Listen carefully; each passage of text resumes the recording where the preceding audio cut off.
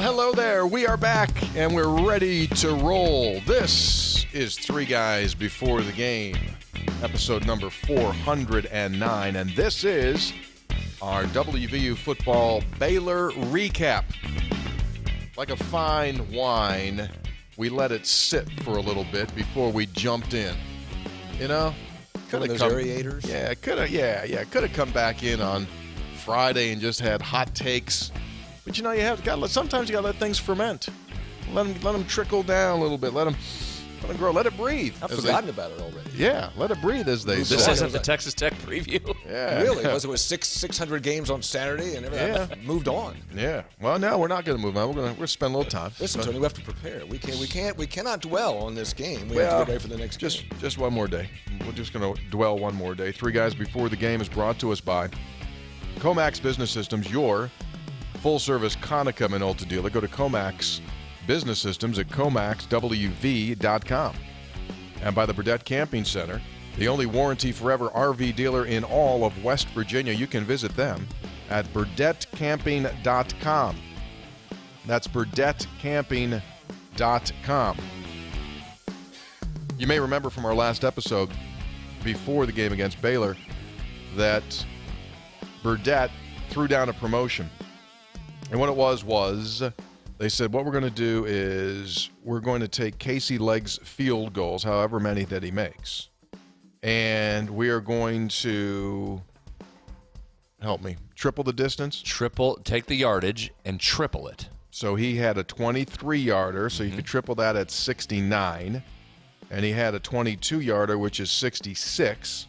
So if you add those two numbers together, it's 135, and that means that if you check in now at Burdett Camping, tell them you're a Three Guys listener, you'll get $135 off on a purchase of parts, sales, and service when you spend $1,000. Pretty good. 13%. Thanks, Casey. Yeah, thank you, Casey. And Casey, appreciate that last 22-yarder too. Yeah. I would think Phil over at Probably should Burdett, have put a bonus on a game winner, right? That's what he should have done. He should have said, now, if it happens to be a game winner, it would be worth, but I'm glad that Casey Legg is just a very buttoned-up guy, just a great young man. I mean, I was so tight on that. And he just came in and just like, boop.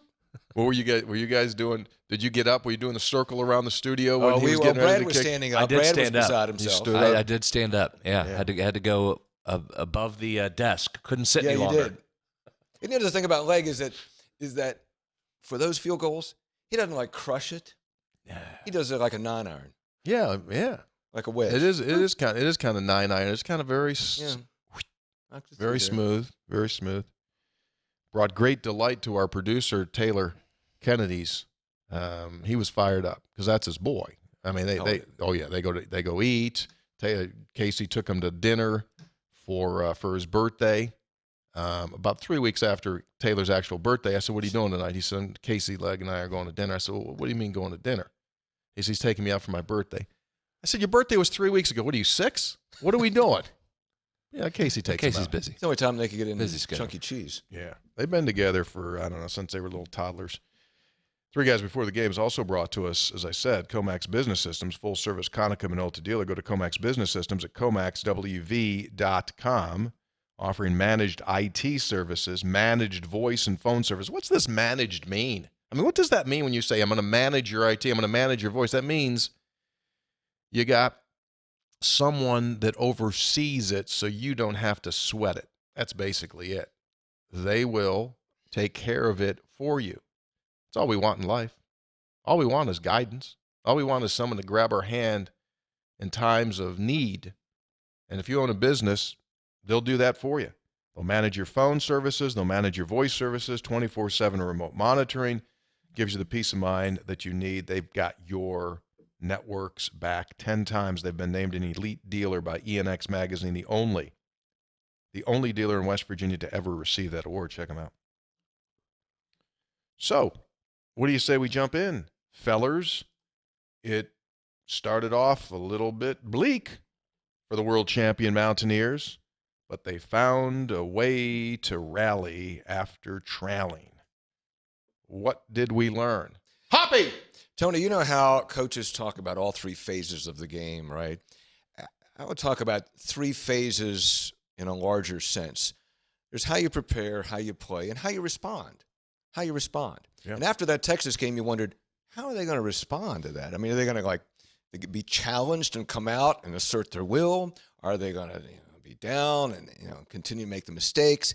And frankly, at halftime, our broadcast crew was giving very bad grades, D's and F's, for how this team was responding. And then in the second half, boy, they made adjustments. They responded. They responded and turned in an outstanding performance in the second half. Went out, won the game. Guys made plays. And we'll talk about that. And also, I had Coach Brown on my public affairs program on Friday, and I talked. Really? I talked about getting the bounce on the ball, and he said, well, how you make your luck, which is true to a large degree, but also sometimes you are just lucky. Sometimes you get a bounce, and they got a couple bounces. They did, yeah. I thought what I learned was what we thought about the template for this team to win, and I thought you saw that on display. Offense was very good, moved the football, ran the ball extremely well. That was our number one key going back to Thursday. We asked how West Virginia would be able to run the ball. The league's second highest graded run blocking offensive line versus the best run defense in the league. A resounding yes, they'll be able to run the ball with 200 yards rushing. Mathis was outstanding. The offensive line was great. And I thought the wide receivers did a tremendous job of blocking. That's probably an under-talked about part of that win and the blocking scheme. You had multiple guys on the edge doing a great job. So you ran the ball, and your offense was good, and the defense did just enough to get you the win. Now, I know you're not going to get points out of that defense every week, but that was massive, wasn't it? I mean, that's the swing right there, is you not only get turnovers for one of the few times this season, but you converted that into points. That's a 14-point swing in all likelihood. Absolutely massive. And for a defense, it was just getting pummeled, especially deep. I mean, we're going to go through some of these numbers. The Baylor deep passing numbers were just unreal. So West Virginia's going to have to find some way to make that even just a little bit better if it wants to win some games. But that was the template. Get a stop here or there. Offense is going to have to carry you. Be good on special teams. Walk out with wins. What did PFF, i.e. the grading scale, show you that made you go, Well, let's come back to that. What do you mean? Well, we'll come back to that. I don't have it up right now. Oh. Tony, I thought would you buy him a tab? Can we get 2 tabs open? Let's get the guy a tab. I got a lot of other tabs up, and we'll come back to the grade. Go ahead. Mathis was outstanding, but also credit the offensive line, which got manhandled the week before. They went out, they asserted their will over that defensive line of Baylor, and also I think the receivers. Caden Prather. Caden Prather continues to impress, not only as a guy who, you're finally seeing his physicality, his size, and his strength of catching the ball, getting his hands out, catching the ball, turning upfield, and getting tough yards after catch. He gave you a major league performance in that ball game. The other thing we talked about on Thursday was the third down conversions. Remember, that was going to be good on good. West Virginia's been very good at converting. Baylor had been top 50 in stopping you. West Virginia was excellent, 54%. So they certainly overachieved in that area. But here's why. Their average third down distance to go was just 4.8 yards. Third and 4.8. And part of the reason for that, about WVU averaged 6.2 yards per carry on first down. Well, you get 6 yards per carry on first down, you're in good shape because now the whole playbook's at your disposal. So offensively, I thought the offensive line was just tremendous. I think that's one of the things you can pull apart is that going into this season, let's face it, we'd been mired in the inability to run the ball now for 3 years, right? Just non-existent. And to their credit, as you said, they just did not play well in that first half against Texas. They just got outmanned in that first half. But to their credit, got a little bit better in the second half against Texas. And then they go out here and they run the ball the way that they have to run the ball to have any success going forward. And they carried it 37 times for an average of 5.9 yards. And they scored 3 on the ground. And that, to me, is one of the biggest, wow. So where are you now in the league? If you just want to do that halfway through the season, you're 5th in rushing, where last year you were 10th. So you're climbing the ladder, not a finished product, but I would think and I would hope that just confidence-wise, going out now each and every game after this one, that offensive line says, okay, got a feel of it. Now we know, let's go. It's got to become more of the norm than the exception. Absolutely. If you want to have a chance to win some of these games, absolutely. Also, I mean, JT Daniels continues to impress. Was off some in the first half. Was missing some guys, and then came out in the second half and just was money.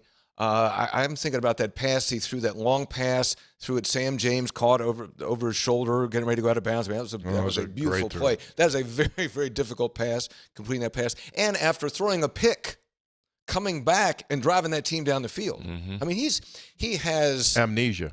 Yeah. He's got football amnesia. He's got football amnesia. He's kind of like, I don't care. What was it? Fine. Let's go. So, in West Virginia, just absolutely attacked Baylor the way you had to. You're right. You ran it with success, and that's usually where they get you. But how about the passing game? We said all week, where's the gap in that defense? It's right smack in the middle, right? They're going to put the two high safeties back. They're going to give you that middle area. West Virginia, 20 of 25 hitting the middle of the field. So just precision and efficient right there. Is that right? You want to drop those two safeties back? We're just going to kill you right across the middle, and West Virginia did. Yeah.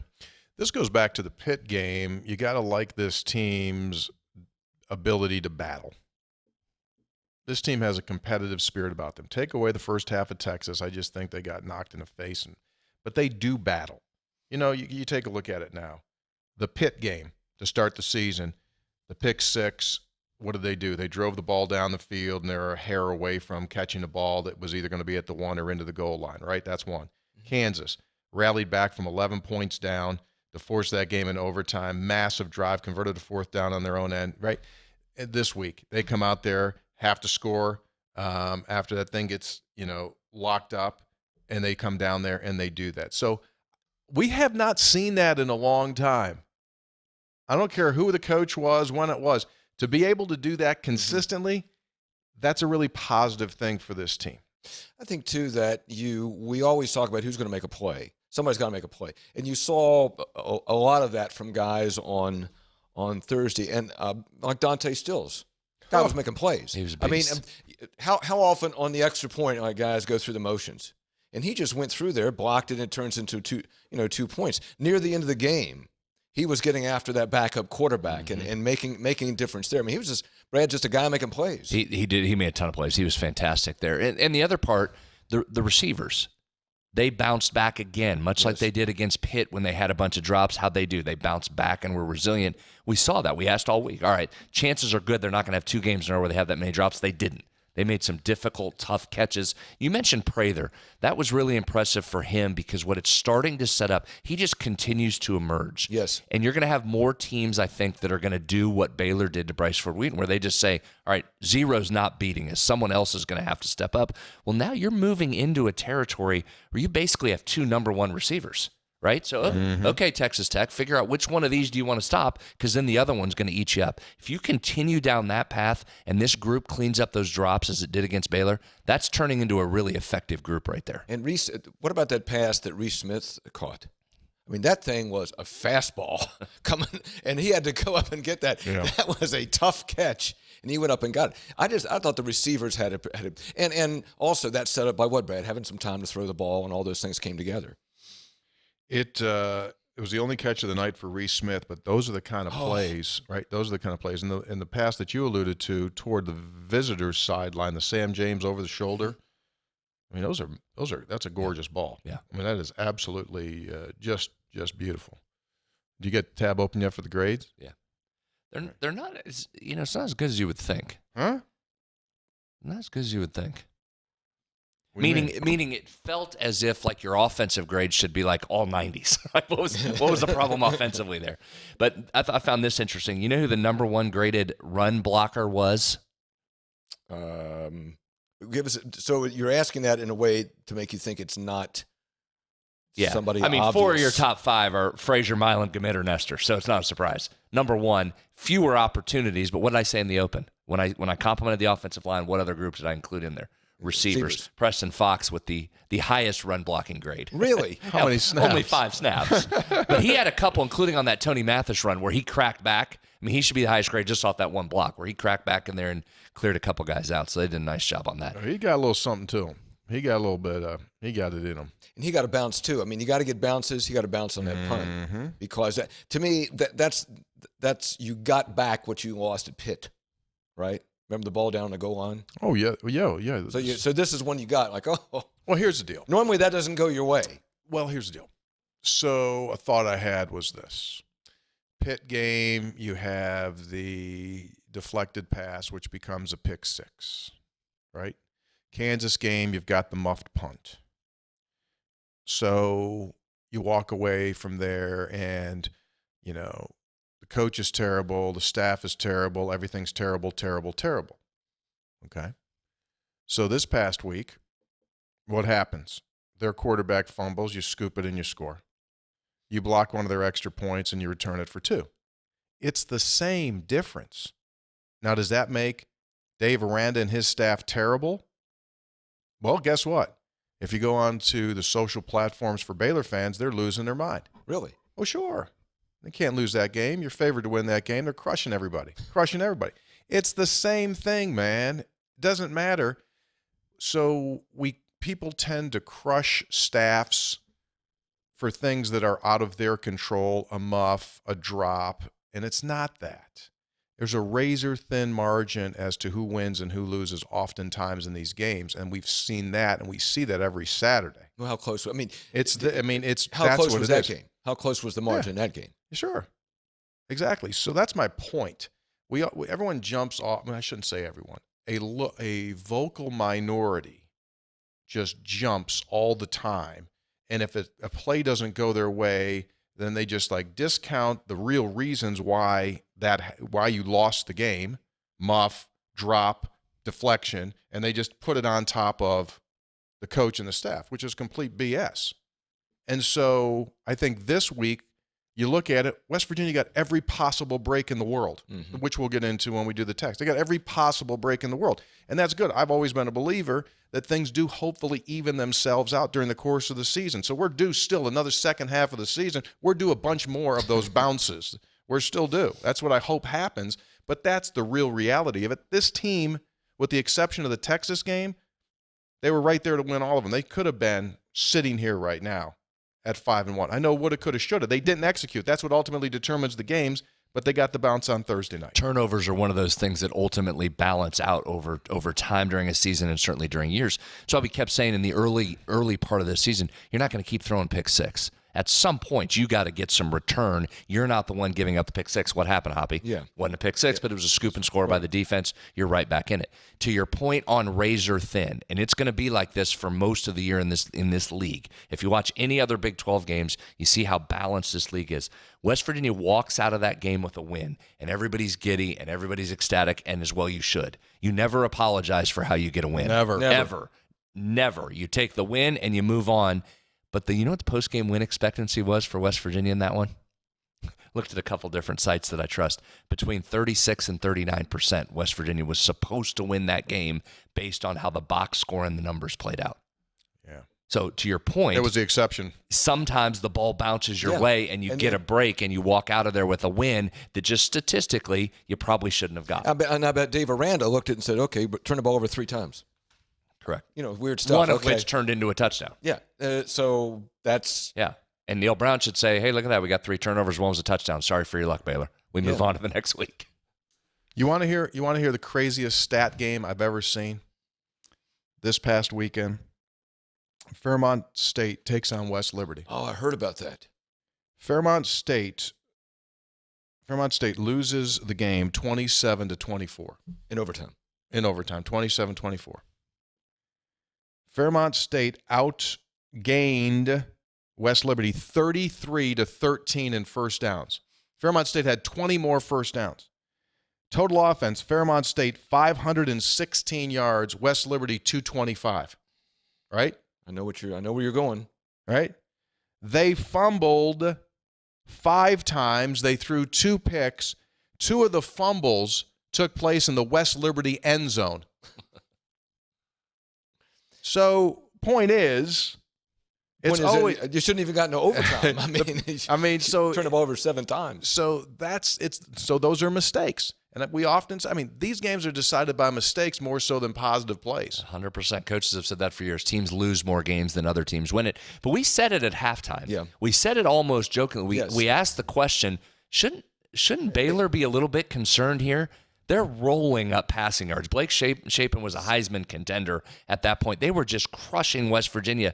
Yet you're only up 7, and West Virginia's getting the ball to start the second half. So if you were looking ahead, we talked about that. That felt like Baylor shouldn't have been real thrilled about where their position was. Exactly. I mean, Baylor, you had to figure at halftime going, what's going on here? We're rolling, and, we're barely up in this game.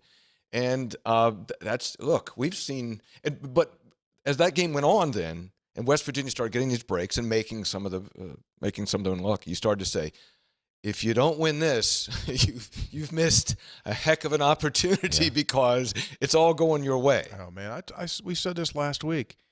That would have left a scar on your soul of your season. There is such a massive difference, although it's one game between 2-4 and 3-3.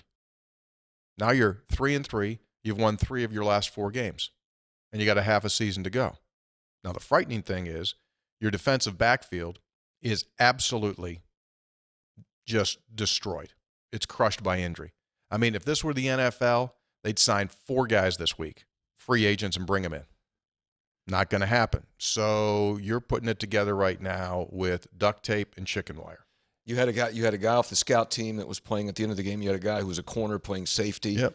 I'm surprised one of Neil Brown's kids wasn't in there. You were down to you didn't have guys left. No. Which is concerning moving forward. Baylor averaged 8.3 yards per first down. And the other thing, this isn't brain surgery here trying to figure this out, but for a Baylor team that does not throw the ball deep, you could see how vulnerable West Virginia's defensive backs are, because at times that looked like backyard football for them. They just said, just go. We're throwing it downfield. 10 pass plays of 20 yards or more. They changed what they do as an offense to attack what you're not able to do, and that's stop the pass. Mm-hmm. That's a concern moving forward. It's a real concern going against Texas Tech this week. It's a massive concern against Texas Tech because those guys think you get to play 4 downs and not 3. They don't care. They're bubbly. They've used 3 quarterbacks this year, and all 3 of them make you go like, whoa. And they're going to go so fast. Don't huddle, just go fast. They're going to go fast. And if we've already had situations where we've seen this Mountaineer defense have the inability to align properly pre-snap, what the heck's going to happen this weekend when they try to go 106 miles an hour and don't substitute on offense, which doesn't allow you to make a substitution, which doesn't allow you to slow them down? It's a bad matchup. It's a bad matchup. I thought Baylor was a pretty good matchup, believe it or not, yes. given how they do things. I think Texas Tech's going to be a tougher matchup. That's right. And here's a surprise there. Their defense is playing better. That's a surprise with Texas Tech. Normally you go in and you just say, okay, let's bring it, get a couple stops or a turnover. You probably win because they can't stop you. Their defense is a little bit better. Mm-hmm. So they're going to have to play this week. Yeah. Which we'll get into Thursday. Did you eventually end up going at WVU in that contest? You were leaning that way. I didn't talk to you. Plus 3.5 took them. You took them? Mm-hmm. Yeah. So you walked out of the studio late Thursday, like Vince McMahon. Were you prancing? No, because you're going to lose some others. So you just take the win and move on. Pride goes before the fall. Yeah. Any other numbers you want to disclose? I don't think there's anything that jumps out that we didn't already talk about. I mean, the highest offensive graded player for West Virginia, no surprise, it was Caden Prather, almost a 90 grade overall. He was just fantastic. Mathis up there at 75, Milam, Frazier, and JT Daniels round out the top 5 offensively. So no, nothing out of the ordinary from what you'd think number wise. All right, we've got something new we'll get into. Hoppy hasn't. What? Just say, well. What does that mean? Something new? Well, some of these things we do, we don't tell what's going to happen. I think that's kind of been the show a little bit, right? It's not like Talk Line that he does. I mean, he comes on at 10:06. He gives you the complete itinerary of his whole show. Very well produced, very down to the segment. This, a little more fluid. More loosey-goosey. A little more loosey-goosey. So you said you had Neil on your show Friday? Friday. You do the show Fridays, too? Mondays and Fridays. Mondays and Fridays now. That's good. I think it's going to catch on. by the way? I don't know, because all anybody wants to talk about is three guys. What do you mean by that? What does I that mean, earlier today, I had a wonderful 1-hour discussion with Kent Carper, Kanawha County Commission President, State Senator Eric Tarr in the studio here on my public affairs program. Sure. Big names, people, right? Yeah, on Amendment 2. They both came up from Charleston. And Commissioner Carper brought an entourage with him. He had an assistant and he had a sheriff's deputy, Kanawha County Sheriff's Deputy. So we were making introductions, and the sheriff's deputy said, "Hey, man, listened to you for a long time. Glad to meet you. Love three guys." Wow. That's awesome. Three guys. Really good. So that's All the things you've done through the years, dude. All these debates, Doesn't big people. You're known as the Mansion Whisperer. You're featured on national television. And all they know you for is three goofs before the game. third tit on three guys. Excuse me? Hind tit. He can use that. Former dairy farmer. Dairy farmer. He's in the dairy farmer union. He's all good with that. Massive demand, by the way, for raw milk in West Virginia. You need to look into that. The legislature, they might have approved that. There's some, raw. Oh, that's yeah. not a simple thing. Excuse me? What? Well, there are some people who swear by it, and other people that say no, your milk needs to be pasteurized. So it's You listening to him? You got him over there? I got it. You got him? they had a big debate in the legislature a couple years ago when I think they were trying to legalize the sale of raw milk. Really? I have to double check. Check on that. How did you get? Why'd that come up? Yeah, I'll talk to you later. I'll get you. First text. John from OKC. Please tell me that the lack of a Friday show is the beginning of creative differences that leads to a Beatles-like breakup. And does this make Jonathan Taylor County Tyler Consolidated Yoko? Oh, boy. Texter. Did you watch the Beatles special? Yeah, but have you ever watched the last one? I never watched the last I told you to episode. watch the last part of it. You'll enjoy the last part of it. You really, truly will. I don't want to be just another Yoko basher, but I couldn't. John Lennon is there's Paul McCartney, there's George Harrison, Ringo, and John, and Yoko's sitting like right here. She made you uncomfortable. It did. It made me uncomfortable. I know it did, but just watch the last one. It was really worth it. When you come back, you'll say, "I'm glad I watched the last one." Right. Texter, this is a mountaineer down in Savannah, Georgia. As I sit here beginning my bets in order for the 1 o'clock slate this Sunday, I realized that I had not listened to the Friday Baylor post show, and for some reason, as I continue to refresh my app, I can't find it. Is there something wrong with my internet, or did Scopes go AWOL and tell the other guys to figure it out, in which Hoppy fulfilled his "this is your show" comment by simply blowing off the show in order to write up Tony's corrective action form due to his absolute uncalled-for use of a PTO day. Hoppy's TNDO mindset is real and maybe a tad unhealthy, but it is very similar to many other successful old heads I look up to. Tony, I'm proud of you for taking a day off. Hoppy, take a stinking day off. Spreads only works a couple of days a week, so I'm not worried about him. Keep up the good work so we can get to 800.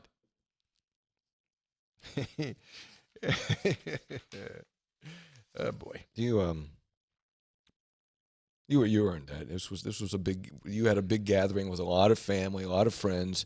Yeah. And I was teasing you last week. You are a very hard worker, Tony, and you don't take any time off to speak of, and you certainly earned that. Oh, Hop, stop right there. Just stop. That's all. That's all. We're good.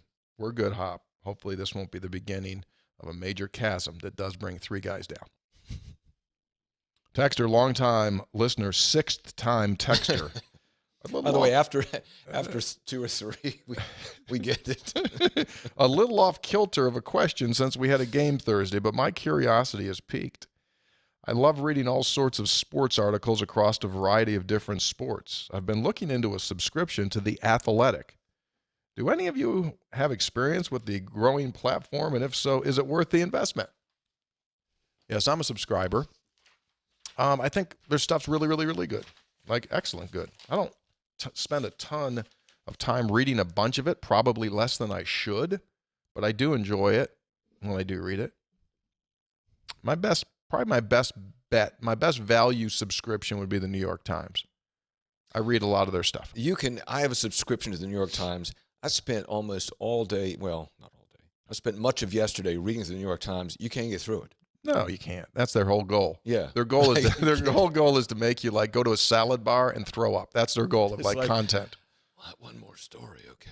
Yeah, I would say. But you know, I have a subscription to the Times, but then they get sports from the Athletic, Right. but I can't get the Athletic. Pony up, big boy. Well, I'm paying for the New York Times, and the New York Times has the Athletic. Why do I have understand to how- pay also for the Athletic? I'm paying for the New York Times. Okay, well, the company is. I understand how it works. Texter, hey, Trey Amigos, Sam and Elkins. I'm partial to traditions and traditional threads. What's up? Us not wearing gold pants. Nothing better than the blue gold look at home, in my opinion, and it seems like I can count on one hand how many times I've seen it in the Holgerson Brown era. Am I still living in the 90s, or do we have to change jerseys like the fashion-forward Oregon Ducks every game? Senator! I don't know. I really liked the look the other night. Blue, gold, blue. Might have moved into my favorite look that they have. Excuse me? Gold, blue. Might have moved into my favorite look that the Mountaineers It was have. a good look. Yeah. It was a good look. I was traditional. I was for blue, gold, but that was a really good look. Yeah. I've stopped caring. Don't care. Whatever they were, just have big numbers. Texter, hey, three guys, just a quick comment. When will announcers learn our name? A couple of years ago, we were repeatedly called the Nears instead of Ears, and tonight, the crew called us the Musketeers. For the love of all that is holy, get it right. It's not that hard. I don't know. I don't listen to TV. Granton, Pennsylvania, three guys, warning, in-game text. Jordan Jefferson may have had the best and the worst of the plays in the first half. He pushed Baylor's quarterback to the ground after he fumbled, keeping him from recovering. Basically the old jump on top of someone and just lay on him. Leading up to our touchdown. Worst, personal foul, roughing the passer, penalty on the drive. This one came in at 8:51. So this is right in the midst. Mm-hmm. Team has been bad and coaching has been bad last 3.5 years. Zero improvement over the years. Honest question, how do I trust my own eyes and pretend there is hope under this regime? Football is actually regressing. Well, they won 3 of their last 4 games. Who was that? Who was that from? No name. Texter. Hello! I'm very interested in Hoppy's NIL deal he may be getting, but with all due respect, if it doesn't look something like this, I will be disappointed. Keep efforting, Tony, and get the Kerchief Ale flowing through Morgantown. Taylor, there it is. New can for Hoppy. Thanks for the great content, three guys. Not Hoppy in High Point, North Carolina. That's good, too. And he did say with all due respect. So. I like that can, too. They got the hop there next to Hoppy. Yeah. Probably need to get an update on that ongoing series of business meetings. Hello, three guys. Currently watching this game. I love these. And hoping we can keep this momentum. It's 40-37. I wanted to tell you about a guy I ran into. I'm visiting friends in Wilmington, North Carolina. I was in Walmart checking out, wearing my old Reed Williams jersey. Guy beside me says, 47, that's Reed Williams, isn't it? I said, yes, sir, it is. He then tells me he went to high school with Reed, and he's the same age as Reed's brother, and his brother was Reed's age, and they all grew up together. Then I'm back with my friend's house, and I'm unloading the car, and I hear from across the street, hey, bud, you a hillbilly? Come to find out their neighbors are from southern West Virginia. Small, small world. Of course they are. Stephen in Morgantown. Guess who I saw yesterday? Mark Magro. Oh, sure. Yeah. Down at the Botanic Garden. He was walking his 11 children. He's got three cute little girls. And he was trying to, I think it would have been easier for him back in the day of trying to, get to the quarterback than manage those 3 girls. He had one, he was hanging on to one, and 2 were taking off running. He was zone up. He was just playing zone. He was playing zone? Yeah, he was just playing zone. Looks like he could still take a few snaps. Yes, yeah. CL in Clarksburg, currently involved in a debate over who was the better passer Thursday. Chapin had better stats and rating, but the passing windows he was throwing into were as big as double garage doors. Sure. Baylor's coverage tighter. Daniels was throwing into passing windows the size of portholes at times. I think Daniels was the better passer. CL Clarksburg. Good debate. Yeah. Chapin was he summed it up right there. Boy, Chapin was dealing 326 when he went out. Yeah. Yes, he was. If Chapin doesn't get hurt, Baylor wins? Again, you hope the kid's okay, but you certainly got a break there. Yeah. You certainly got a break. My boy, how politically correct was that? No, it's true. Well, I did. I mean, you don't Well, want I anybody to be hurt. understand. No, but, no. I'm not talking about some saying correct. He didn't want to come out and say yes. He just said, well, you gotta look at Hey, that. I tell you what, the backup has an arm. He can throw the ball. Yeah. But you knew. I mean, you knew that put the ball in his hands. He was probably not going to win the game. Tough spot. Yeah, And tough West spot. Virginia cranked that pressure Yes, up there at the end, exactly. which was a good tweak. Chris writes, this Baylor game is the most hard I've seen in a Neil Brown-led team, win or lose. That's what I believe the rest of Mountaineer Nation wants. Texter. Scope, spreads, subs. Mike from Oakdale. We needed that. Trust the climb. Let's go Mountaineers. Oakdale, Pittsburgh area. Yeah. Out there near Cannonsburg, Hankey Farms, Turtle Creek, Carnegie. Ambridge. Hey, guys. Chuck from Lumberport. Wow, what a game. Offense great. What can you say about the defense? They came out to play in the second half. The thing I want to know, though, is this. Did the guy find the WVU girl in the coon skin hat? That's the question. No. All reports based on his dispatches and others, he did not find the girl. There's a gentleman that's going to watch 60 college football games this season. Oh, yeah. In person. In person. We had him on our show last week. Friday. Was it Friday? Mm-hmm. No, it wasn't. I'm sorry. Wednesday. Wednesday. Yeah. And he was going to see West Virginia for the third time. He was at the West Virginia Tech game. And he had this moment like Sleepless in Seattle at the Tech game where he took a look in the concourse and he saw this girl wearing the coonskin hat and the WVU shirt. He looked at her, she looked at him, and it was like fireworks. Really? And then he didn't say hi. He went back to his seat, and now it's haunting him. So he came back this game to try and put out a kind of like Batman when they put the thing up in the sky to try to find her. And unfortunately, that didn't happen. That seems like something you could arrange. I tried my best. I really did. I put an APB out for her. Who was at the Tech game? Who was at the Tech game? Was she wearing a coonskin cap? I had 3 people send me pictures of a husband and wife that apparently dress up as the Mountaineer for every game, but all she was wearing was the hat. She didn't have the full. And we don't want to break up any marriages. Correct. No, we hope that the girl that he saw is not involved at this point, and that there could be this unbelievable marriage that comes from just a pass inside of the concourse at Lane Stadium. That would be. Or if maybe she has a boyfriend, but it's not really not going that out, well. Yeah. So she's ready to move on. Right. And he wears the jersey of whatever school he's at that night, or the shirt. So he had a Tech thing on. She might have said, he's a Hokie. I'm not going with that dude. But if she could have saw him here on Thursday, he's wearing Mountaineer stuff. But you did effort. I did. And I told him to be careful of the stuff that they serve in the tailgates here, because it was the first time he had seen them here. Because they got the special stuff, as you well know, on the tailgates. And then I saw several social media posts that not only did he find it, but it was extremely late at night, and he had made a bunch of Mountaineer friends, and they were having a memory. He left here, drove to Princeton, New Jersey to watch Princeton Brown Friday night, then left the game immediately and drove to Ann Arbor to be at the 11 a.m. kick for Michigan Penn State. Then he left that game and drove to South Bend to watch him play and get upset by Stanford. The dude doesn't sleep. It's crazy. He travels by himself in a big white van. Does he sleep in a van? Yeah. Does he get a chance to bathe or shave? Didn't ask him about hygiene at all, but he doesn't sleep. He said he has to do how many games? 60 total. This was his 25th. Oh, he's got a ways to go. Yeah, but heck, he knocked out 25. 26 Friday, 27 and 28 by the time Saturday night was over. He's almost halfway there. Does he buy the tickets in advance or just go there and just... Sometimes when people see he's coming, they give him. Yeah.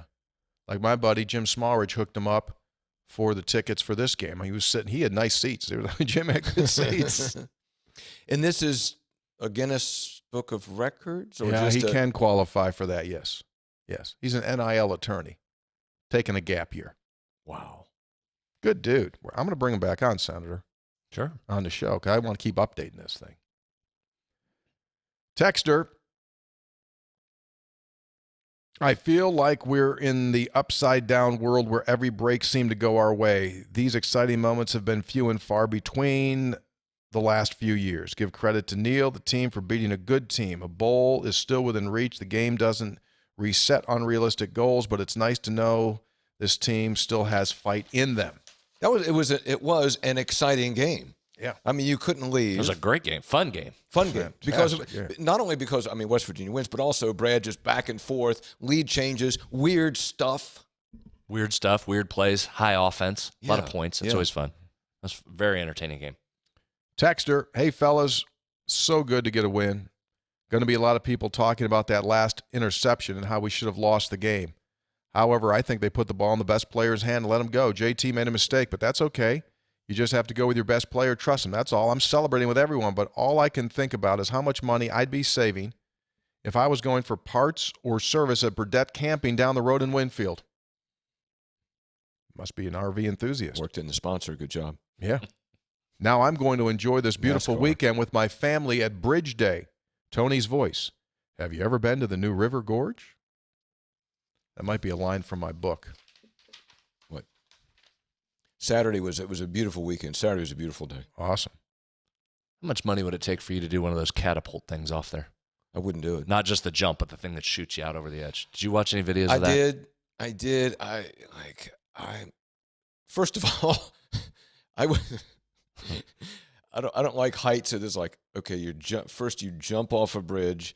Now you get catapulted off. That thing a bridge. slings you too. Slings you. I mean, slings you. See, what I wonder about that is, okay, it slings you, and so you're completely just flailing. How do you get in position to open the chute right? Did you see that? That's Did you watch any of that? Oh, it's I don't a do- catapult. Yeah. Are you trying to die? I'll tell you what, you want a great experience? thing just chucks you out of Oh, there. it does. I mean, it wasn't like bloop. It was like, I'll tell you this, dude. So you know those Oculus VR glasses that we've talked about before with the Yeah. boxing? Yeah. Okay. So you can go on there, go to YouTube, and they've got VR videos on YouTube where you're inside a helicopter with a dude, like a real helicopter, and you're flying, and you're like in Europe somewhere over, like it looks like the Alps. And so you're up on top, and all of a sudden you look over, and my man's got a winged suit on. And all of a sudden he moves over to the edge, and now you're looking outside of the helicopter, and the door's open, and he jumps, and you're on his back, and he's flying. And I mean, it gives you the most incredible rush of that when you're doing that. So he's flying. And you know how those the thermals in there, and he's going like this, and he's going like this, and you're on his back. It's unbelievable. The sound and just the speed of it, you feel like you're flying. It makes you dizzy. That doesn't look safe to me. But you're in your house. That's why you got to do it. I'm going to bring it here. What is it? Is it one of those? Yeah, it's Oculus glasses. I'm going to bring it I don't know here. what that is. You haven't talked about that on your public affairs show, virtual reality? Seen them, yeah. Those. Wow. Okay, I know. Yeah. I mean, I know what You know it what it is. is. I've never done it. Okay, we're gonna that's do it. it. I'll You know bring what it. it is. You just haven't done it. I'll bring Have it you in. done it? Yeah, I've done the boxing. It's wild. See, I would think anything like that, I would immediately get nauseous. Yeah, you do. That I I'll did. get nauseous. Yeah, that one I won't handle that well. How's the boxing work? Do you get hit in the face or what? Yeah, but you don't feel it. You don't feel it, but it. Oh, that's it's great. pretty I'll bring it. realistic. Hey, this week, I tell you what, you know what we're going to do? What? I just got an idea. We're going to do it on Wednesday. We're going to go downstairs. Tape We're going to tape it, and then Taylor will show Hoppy in virtual reality on Thursday's episode. Text her. Scopes said this was a make-or-break game for the running game and the O-line. Well, they were terrific against a great run D. The receivers also stepped up in a massive way, and the defense, for as bad as it was, fought like hell down the stretch. Also, since I know Scopes won't be there for this recording of this episode, I want you guys to make fun of him for continuing to call Mathis Justin Johnson in the second half. Just kidding. Scopes is excellent at what he does. Listening to him call the game while watching TV on mute has changed the entire experience. For me, finally get to hear my 12 favorite words. So let's address this. Yeah. Biggest gaffe I ever had. What? Excuse me? I did it just exactly what he said. Kept calling him Johnson? Don't know how long I did it, but I called him Johnson on the touchdown run. Oh, that'd make you sick? Made me ill. Yeah. There was blood. There was blood. It's sealed now. There was blood. Well, I looked up at that stat monitor after the touchdown was scored, and it says, Tony Mathis, touchdown. I went like, you ever have like all of the blood leave your head? I went, do you know what I'm going to do? I'm going to take it as a learning experience. Well, I mean, Tony, you don't. No. That's not what this is about. It's a good teaching moment. It's a good teaching moment. Blew it. What? Well, I mean, what's the teaching moment? What teaching moment is? Wait. The spotter would. Did the guy go out and another guy come in and see? That's where you change the push pins, but right? I'm gonna put it on me, but just leave it. Am I right about that? Yes. By the way, can you do that virtual reality ordering a sandwich? Why, to get some practice? Yeah. Before you do it for real? Yeah, you could do about Probably. anything. We can put you in a little virtual world where you can just kind of walk around a virtual community. Hi, can I have a sub? Remember the Sims game? Oh, yeah. Oh, sure. That's what this is. The virtual reality is basically like Sims on steroids. My son had the Sims game when he was a little kid, and I'm watching him, and I said, what are you doing here? He says, I'm putting this woman, I'm blocking her in this building. I'm sealing her up in this building. Oh, my. I said, what? He said, I have to do this. I have to make a change. So I have to get rid of her. So I'm sealing her up in the building. I thought, oh my God, this is going to be a bad adult. He's a psycho. Fortunately, it didn't turn out that way. But now he just writes about college football. So it all turned out all right. Greg in Catlettsburg writes this post-game. I've been bitter toward this team and staff as of late for all the reasons I and others have stated. I think what bothers me most is how hearing we need certain breaks or getting a lucky bounce or hoping highly regarded athletes are absent when we play them. I want an opponent's 100% everything. I don't. The feeling after that kind of gotta win. Take the win. The feeling after that kind of a win is way more genuine than we got lucky. After this game, I began to feel like we got lucky because Shapen went down. I couldn't appreciate the win, but then I remembered the attrition, injuries, inexperience of our secondary. We couldn't give Baylor our 100%. I thought about the things that did not go right because of chance or luck, because those boys made it happen. With hearing Country Roads play once again, it truly was a great game. We may tank after tonight, but I'm grateful for this one. Brad, what do you always say? You never apologize, and that is exactly why, because you're always dealing with your own stuff. You're very rarely able to put your 100% out there. You're very rarely going to get every bounce throughout the season, and when you lose a game on fluky plays, i.e. Pitt, nobody gives bonus points. Nobody says they're sorry. Nobody feels sorry for you. Pitt doesn't come over and give you a hand to help you up. Everybody giggles and laughs and wants to stomp on your throat. So you know what you do when you beat teams? What do you do? When they're at a disadvantage and they didn't get the bounces and they had injuries they couldn't fight through? You know what you don't do? What do you do? You don't apologize and you don't help them up. You say, see you, sorry, we're moving on. We just got the win. Go attack somebody else this week. Somebody else is in the crosshairs. You go want to fire somebody else this week. You never apologize for a win. Never. Ever. Agreed. Hoppy, we've been through some lean times here. Yep. Right? Yep. 8-20 basketball season, 3-8 first year. You've been through a lot of stuff. I had a lot of buddies in the business. When it was going bad, no one ever called and said, really sorry it's going bad for you. Nope. No one ever called. No one ever did. Nope. But you know what happened when you won? Got a lot of people calling and saying, hey, congratulations, really good. Don't apologize. Win. I think that's perfectly said. Everybody has to deal with injuries. The game is the game, and you take it, man. You just say, okay. And I don't, this whole thing about we want to take. I think that's the kind of thing that gets said. We want to take the opponent's best shot. I think that gets said, and maybe in a general sense it's true. But I guarantee you, Tony, and nobody wants to see players get hurt. I understand that. But you tell me in any coaches meeting this week, if somebody comes in and goes, "Hey man, Smith isn't playing," they go, They do. "Okay, Yeah, they do. I mean, it still annoys me about the UCLA DNP Collison thing. what now?" Basketball years ago, West Virginia beat UCLA here.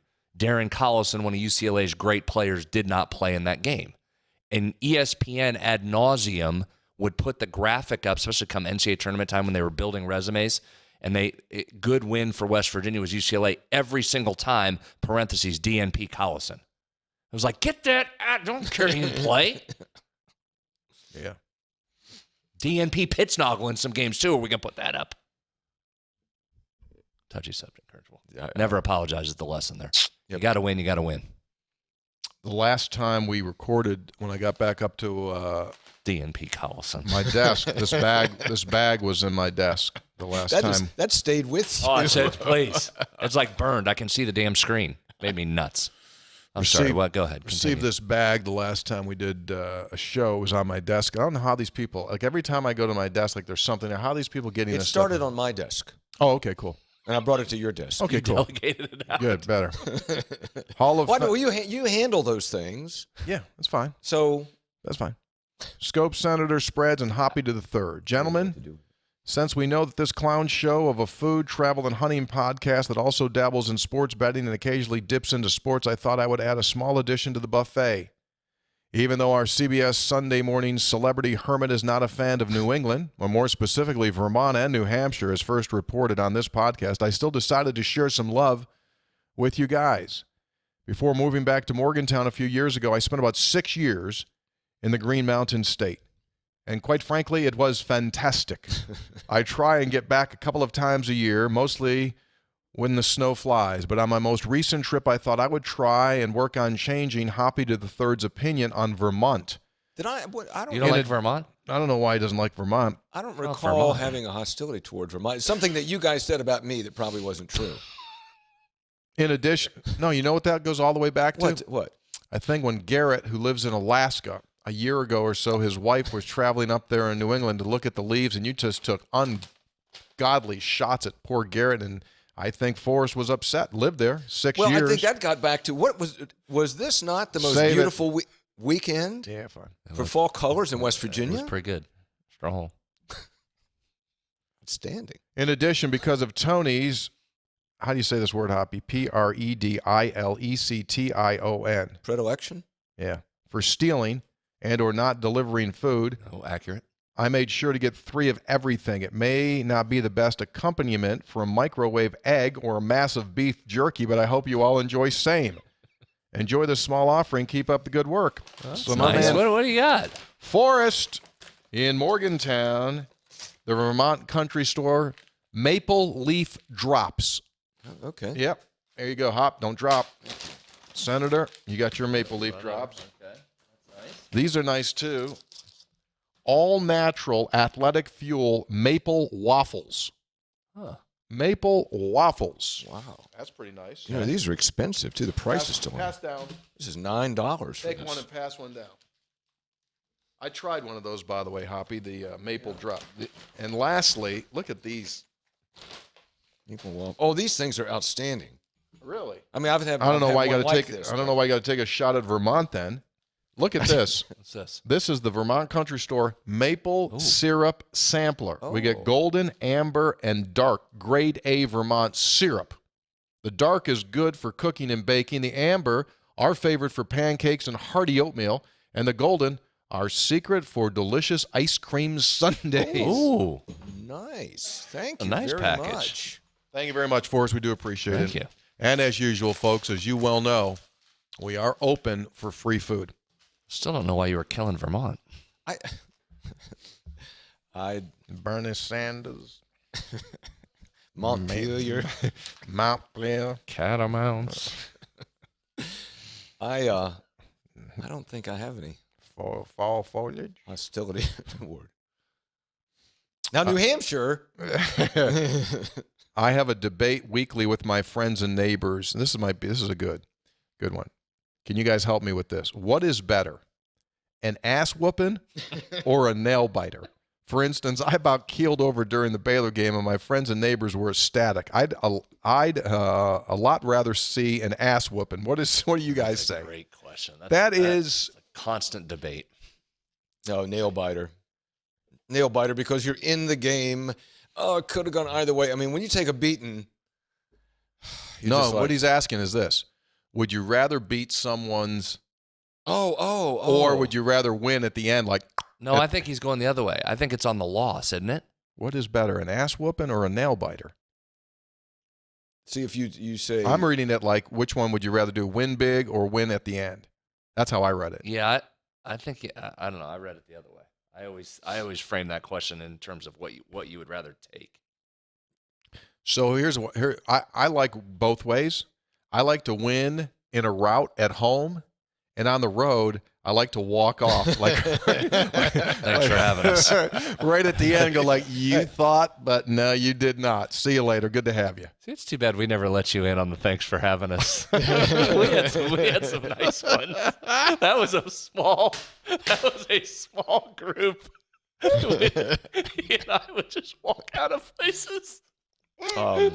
Thanks. Good to see you. They'd say, hey, you guys take care. Hey, thanks for having us.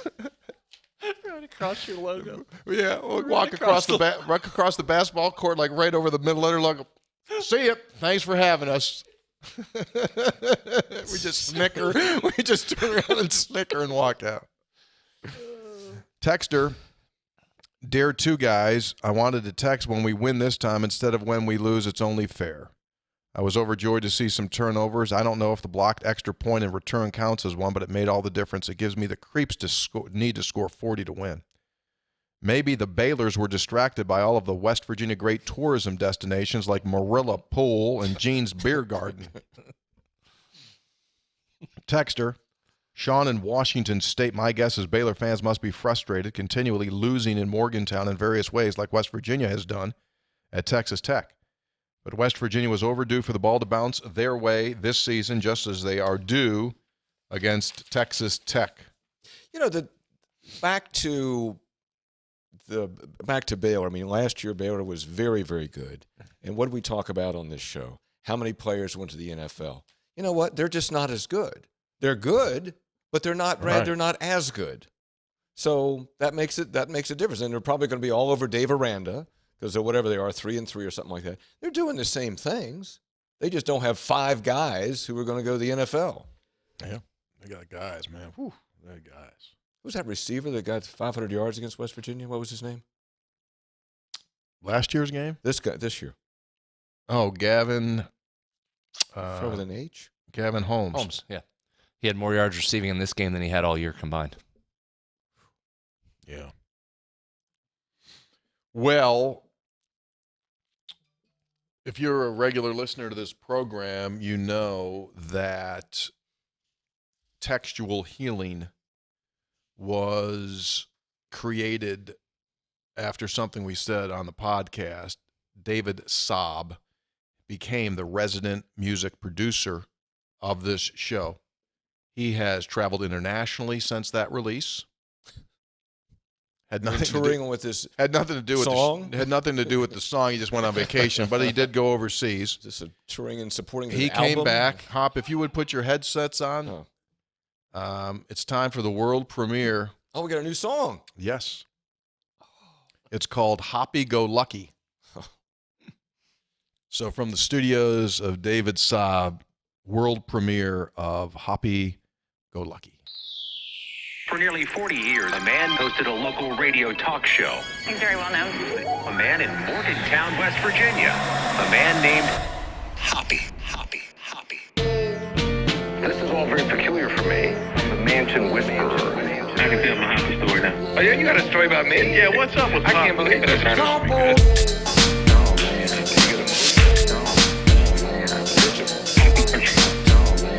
You get happy, man. This is the best moment in podcast history. You can dance to that. Good, man. We just thought it was a fun name. That's a fun name, man. Everybody knows how awesome is that? So you guys just in practice would just jack around and Why wouldn't he? I mean, how awesome is that?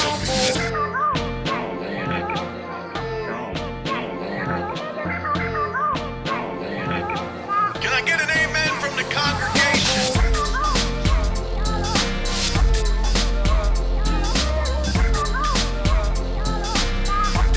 kind of like happy.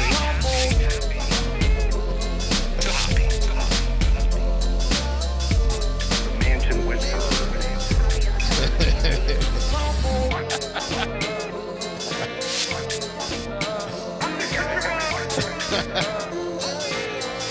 In West Virginia. Kick it now. I like this.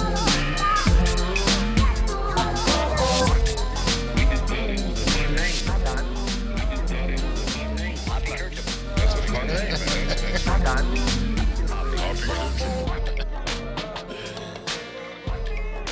Everybody knows how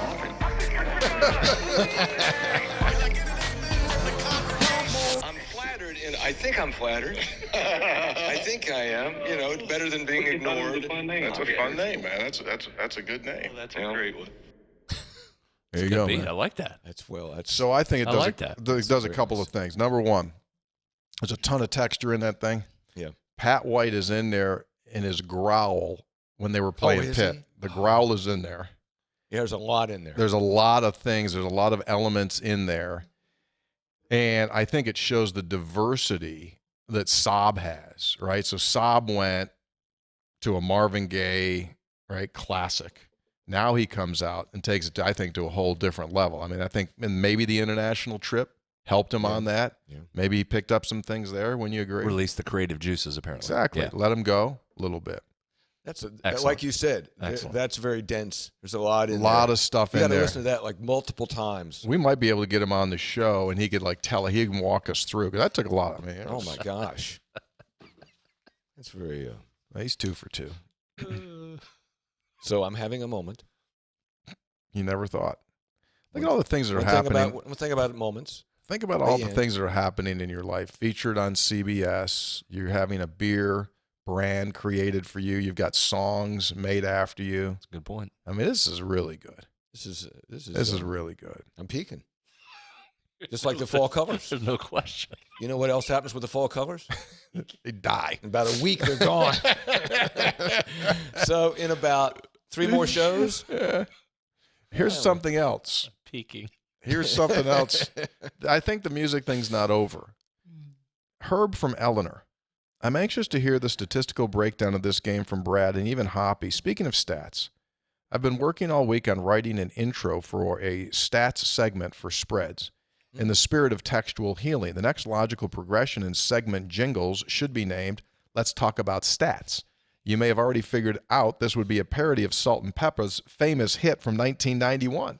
I've included a script, see attached photo, or lyric sheet of sorts as a starting point. I suggest you 3 guys lay down some audio track and get with the brilliant mind of David Saab.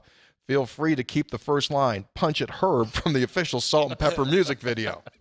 So then there's the lyrics. Okay. Do you know that song? That's a great Yeah, song. yeah, It's a yeah. great song. So I think, Saab, he could probably get in this. I mean, in fairness, though, it took him 8 months to get back to him, so it might be a while. Hoppy, he's running a major Oh, I know. major business in the state of Kentucky. I mean, and then he got the girlfriend situation where she gets bummed out when he goes into his room there, what's got all the recording gear in there, and she's wondering, what are you doing? I'm doing a song. She goes, for those idiots. I mean, so it's all it's a situation. Yeah. That's good. Situation. Good So job. yeah, Good job, Herb. we're gonna effort on that. I can't. Do you want to read the words? I can't read the words. Do you want to? Well, do you know this, Brad? Do you know the way this is supposed to bounce? Yeah, but I wasn't prepared to sing this to. Basically, say, here's Larry. Let's talk about stats, Tony. Let's talk about cool RVs. Let's talk about all the good stats and the bad stats with Hop B. Let's talk about stats. Let's talk about stats. Anyway, we're going to get that done. Texter says, impressed with the team, never gives up under Brown. You can say what you want. These guys play for Brown despite the defensive issues, and they aren't fixed. It's clear they played with more effort. Also, we had a few people cancel on our game watch party. I got a bin of pepperoni rolls left over. I don't know what to do with them all, so I stayed up till 3 a.m., watched the replay of the game, and now I don't feel so sick. I'm doing it good from the wins. My stomach is turning over more than the Baylor Bears. Brad, was this game the turn like the Baylor game was last year? Only after West Virginia played poorly against Baylor, came back, put together a strong finish. We'll see. It was a good one win. You know my thing. 1 week does not make a trend. Now you turn around, you go on the road in what's a difficult matchup for this particular version of the Mountaineers. So we'll see. Okay. And Texas Tech opened 4. -4. It went to 6 pretty quickly on DraftKings. Oh, went to 6? Mm-hmm. Frank in Boulder, Colorado. I'm going to give me a few points. Frank in Boulder, Colorado. Half a season behind us. Some things I'd like to see in the next 6 games. Feature Caden Prathermore. Mathis and Johnson. I think they did a pretty good job of featuring. Yeah. I think that's check that box. Okay. Mathis and Johnson seem like backs you can win with, and we're offensively challenged at tight end. Can we see CJ take some snaps at his recruited position? 3, can we stand Dante up on the edge on passing downs? I know he does a lot we don't see, but I'd like to see us and see him more in the backfield. 4, please, God, don't fire Neal. It's so hard to start over. The Kansas and last year Baylor stories are the exception. Think in Coach Beamer timelines. By the way, I got to go Nears this morning getting coffee in a fine-looking Phil Polo out there in Colorado. So Phil's out. Does he have a Daniels in Colorado? No, but great customer service. You call, he'll ship one out to you. Oh. By the way, when I had Coach Brown on my coffee clutch last Friday, you know where he was? Recruiting. Well, yeah. Probably did go out. It's always the best time to recruiting is after a what? Go get it. Yeah, you better go. You wear your shoe. You probably saw us. I mean, you started to get the door and say, "Hi there." You probably saw us last night win the game. Which it was. Let's talk about that for a second because it came to fruition. What we had discussed, perfect opportunity for branding for West Virginia, but for the league as well. That NFL game was no good, no scoring going on. So you not only had the core base that's watching that, you got some football fans that moved over and watched that baseball game was rained out. So I mean, you had the eyeballs. Yeah, a lot of eyeballs. And as inconvenient as that is for a lot of people on a Thursday night, that's the benefit of it when it comes out that way. An exciting, fun game. You got to win. That was good for the Mountaineers. And props to the fans who were there. That's core that was there. I agree. Texter Jason in Mobile, Alabama.